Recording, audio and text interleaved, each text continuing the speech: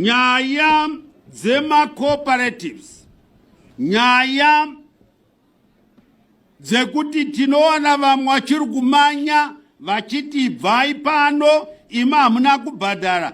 Aiwa, hurendi baron, hatidi kuti ugare muchigurupi. Mirai tsika iyo.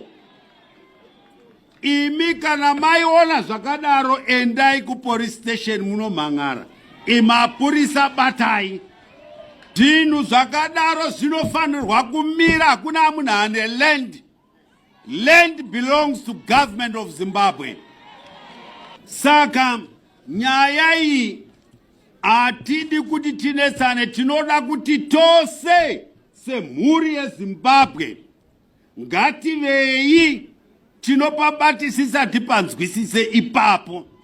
Momira unhubu hwakadaro, isu ipapapa hatizoita nyasha tinesa mujeri.